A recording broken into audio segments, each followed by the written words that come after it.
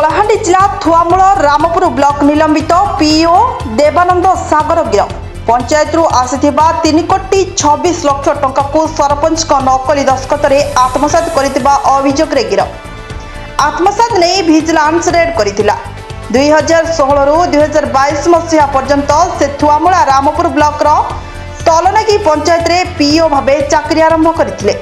2018 मसीह पोड़पदर panchayat PO भावे अतिरिक्त दायित्व नहीं से समय रे एही सरकारी टंका को से आत्मसात करथिबा विजिलेंस पक्षरु सूचना दिया जायछि।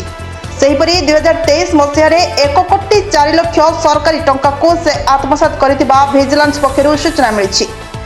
सही समय से बड़छत्रंग बिरिकोट एवं लांचीगढ़ ब्लॉक रो पहाड़पदर पंचायत रे पीओ भावे कार्यरत थिले। एही उभय घटना रे तांको नारे दुईटी पृथक भावे कोरापुट विजिलेंस मामला रुजु करी स्वतंत्र विजिलेंस कोर्ट भवानीपाटना को चालान करिछि। क्रिकेट रे जुआ खेलिबा लागि से एही टंका आत्मसात करथिबा तदंतरु जणा पड़िछि। रामपुर जो आपनकर ब्लॉक अछि से ब्लॉक रे पोड़ापदर आउ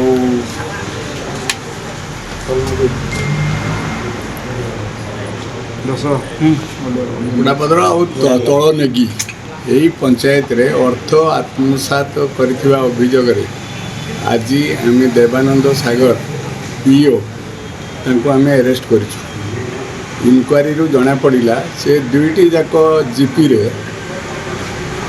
3 कोटी 26 लाख रु ऊर्ध्व टंका सरकारी अकाउंट तांको व्यक्तिगत अकाउंट को ट्रांसफर करछंती। आउ से व्यक्तिगत अकाउंट रु सी फेयर प्ले गोटे आप अच्छी जो आप रे से क्रिकेट रे बैटिंग करी पैसा सब सारी दी।